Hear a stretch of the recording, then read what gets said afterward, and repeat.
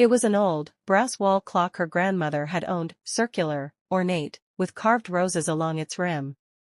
Clara found it in the attic the week after her grandmother's funeral, wrapped in yellowing newspaper. She had cleaned it, polished the glass, and hung it in her living room. At exactly 12:03 a.m., it began to tick backward.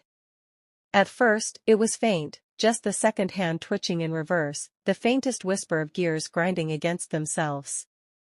Then came the drip. Thick and slow.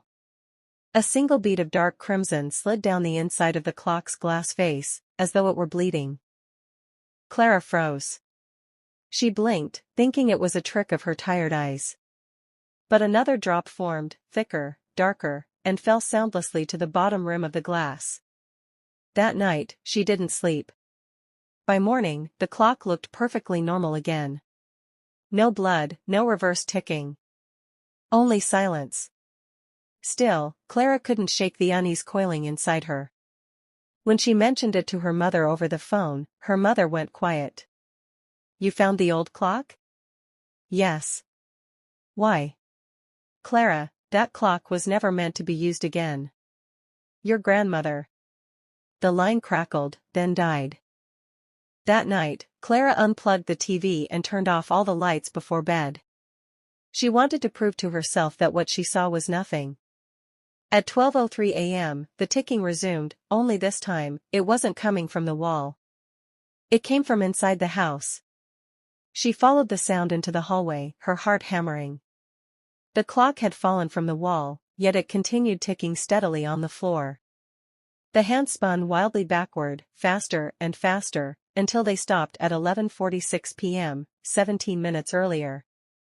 And then her phone rang. Unknown number. When she picked up, there was only heavy breathing. Then, a frail voice whispered, "Don't let it strike midnight again." Clara dropped the phone. The following evening, she tried taking the clock apart. She unscrewed the glass, lifted the face, and saw, to her horror, that behind the metal hands, something was pulsing. A thin, fleshy membrane stretched where gears should have been, beating slowly, like a heart trying to live. She screamed and threw it across the room. The impact shattered the glass. Blood, real blood, splattered across the carpet. But the hands of the clock still moved, trembling, as if struggling to keep time. Desperate, Clara rushed back to her grandmother's attic. There, she found an old journal wrapped in silk. Inside were shaky writings, dates, times, and one repeated phrase, "The clock keeps them alive."